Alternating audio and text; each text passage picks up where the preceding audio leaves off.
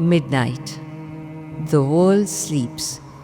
But inside a bungalow in South Delhi, a single room holds its breath. The ceiling fan turns in slow circles. The walls flicker with the light of an oil lamp. Time seems to freeze.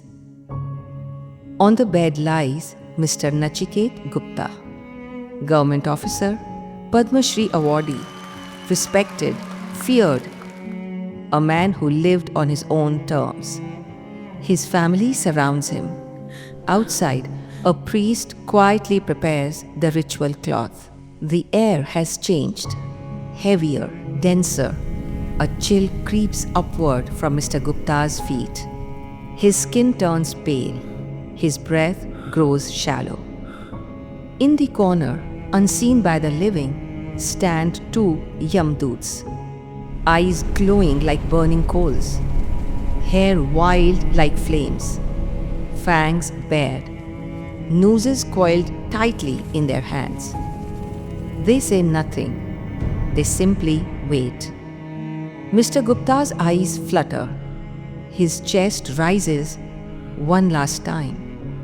And then, stillness.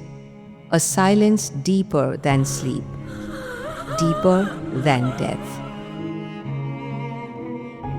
The soul's journey after death, as revealed by the Garuda Puran.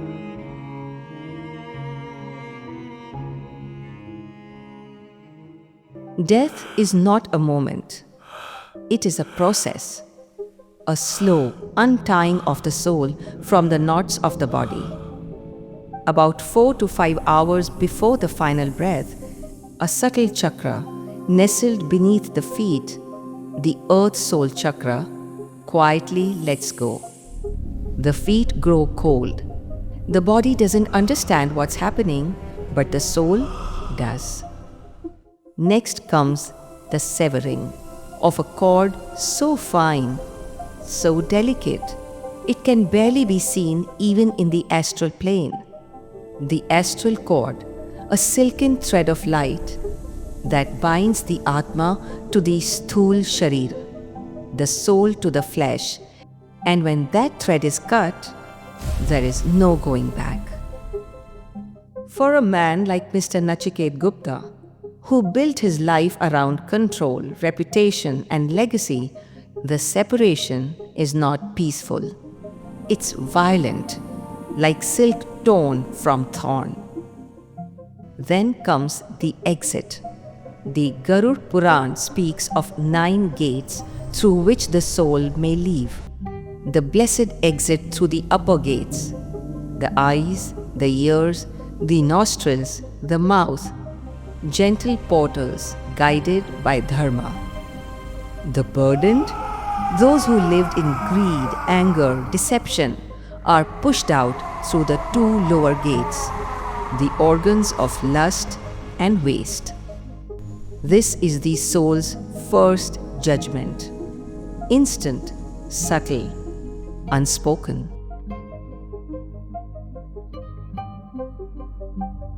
Mr. Nachiket Gupta is out of the body, but not yet free. He floats, not in the heavens, not in hell, but in a strange in-between realm, neither here nor there. He is now wrapped in his Sukshma Sharir, the subtle body, woven not of bones or blood, but of manas, mind, buddhi, intellect, and ahankar, the ever-hungry ego. And in this body of thought and memory, he sees it all. His own lifeless form, stiff and pale on the white bedsheet. His wife sobbing quietly in the corner. Priests murmuring Vedic chants as they begin preparing the rites. Mr. Gupta tries to speak. His voice doesn't come out. He reaches for his wife's hand. It slips right through. He walks into his drawing room. He sees the awards on the wall, the velvet chair he once ruled from, the pen he cherished on his glass-topped desk. He feels everything, but nothing feels him. In the far corner of the room, two shadowy figures wait in stillness. The Yamdoots. They do not speak, they do not move, they simply watch. Because Mr. Gupta is not ready. He still clings. He refuses to let go. This is why cremation matters. The ancient rishis knew when the body is committed to Agni, the sacred fire, it sends a message not just to the world, but to the soul itself. You cannot return. Your vessel is gone. Your path lies ahead. The mourning is over. The house returns to routine. The living move on. But for Mr. Nachiket Gupta, a terrible road opens. Without warning, the air trembles. Two Yamdoots descend. They seize the soul of Mr. Gupta and drag him away from the world he once ruled. He is yanked onto the Dakshina Marga, the great southern road to Yamaloka, a path stretching 88,000 yojanas, more than 1,000,000 kilometers, to be crossed in 348 days. For the righteous, the path flows like a breeze. Meadows of golden light, celestial trees, fragrant winds, a procession of grace. But Mr. Gupta was not righteous.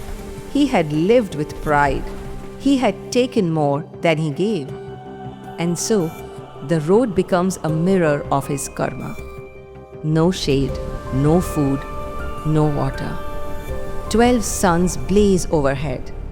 The ground is jagged with thorns, razors, and shards of regret. And through it all, the Yamdoots strike with whips of flame. They snarl. Remember your arrogance? The bribes you took? The lives you crushed with silence?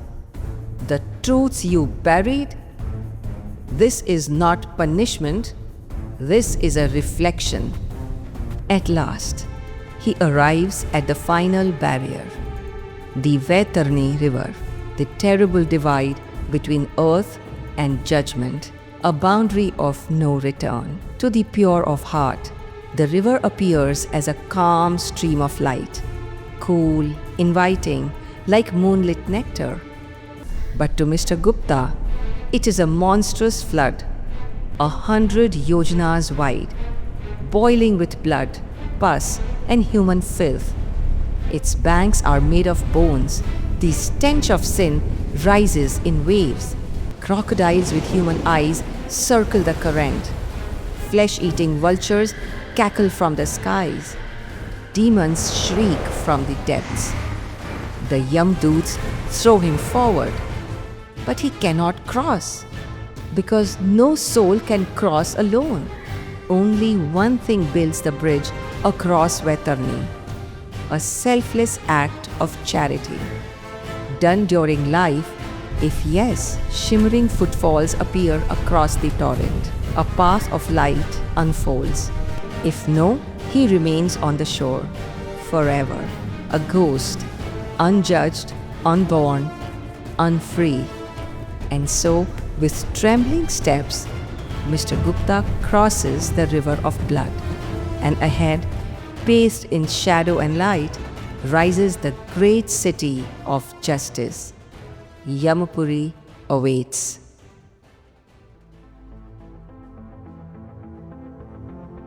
At the edge of the void, beyond pain, beyond time, it rises.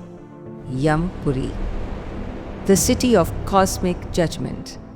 4 massive gates mark the cardinal directions.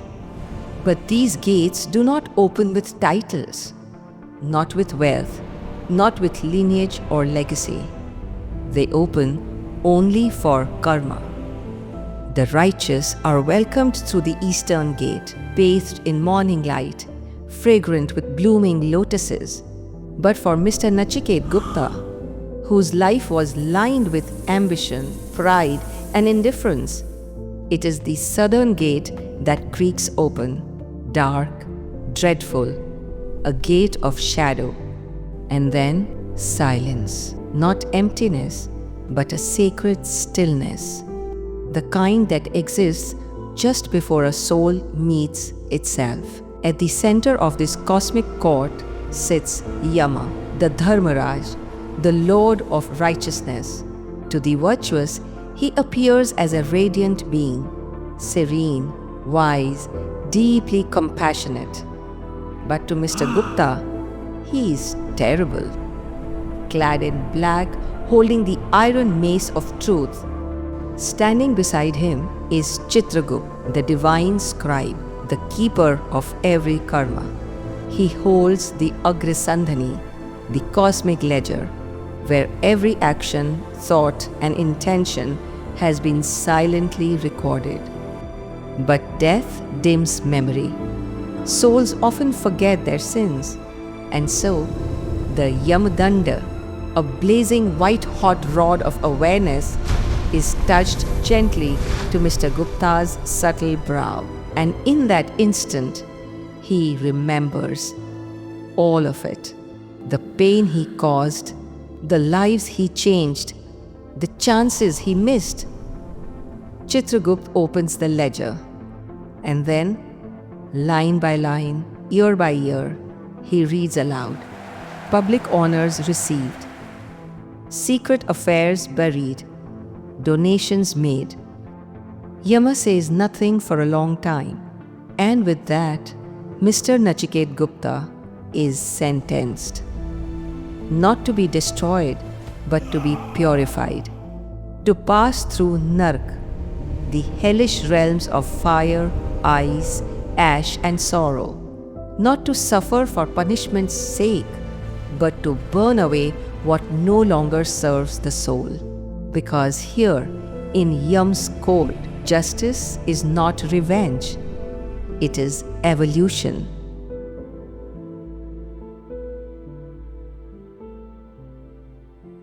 For every soul that stands in Yam's court, there are only two doors that open next.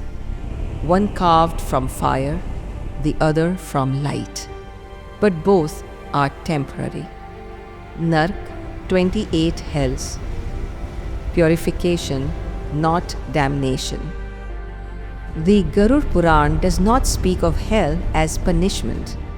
It speaks of it as purification. And so Mr. Nachiket Gupta is sent into Naraka, one of the 28 hells designed not to torture but to transform.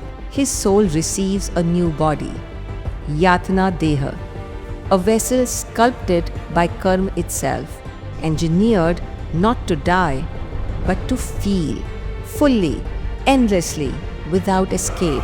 Because until pain is understood, healing cannot begin. Each nark is precise, a mirror crafted from consequence. The envious are plunged into frozen black ice, where even their thoughts shatter. The violent are scorched in endless flame, where every cry they caused returns as an echo. The greedy are buried under gold, more than they ever stole, but no bread, no water, no peace. As for Mr. Gupta, he is dragged to Tapta Surmi, a hell of molten iron, where power abusers are made to walk barefoot on coals forged from their own cruelty. Each blister is a memory, each scream is a reflection, each step is karma facing karma. There are no shortcuts, no prayers can erase this. Only endurance, only awareness, only the slow softening of the ego. And when that is done, when the residue of arrogance and deceit is finally burned away, the soul is released. Svarga, the celestial realms, a path not taken. Let us now look at what could have been had Mr. Gupta's karmic scales tilted to virtue. Had he walked the path of compassion, truth, and dharma, then the gates of Svarga would have opened, a world above the mortal plane. set high upon the peaks of Mount Meru, radiating joy beyond imagination. In Svarga, the soul wanders through the lush gardens of Nandan, feasts under the shades of Kalpavriksha, the wish-fulfilling tree, is served by Kamadhenu, the celestial cow of abundance. Music of Gandharvas fill the air, while the Apsaras dance eternal and divine. There is no pain, no hunger, no sorrow, only pleasure earned by punya, accumulated merit.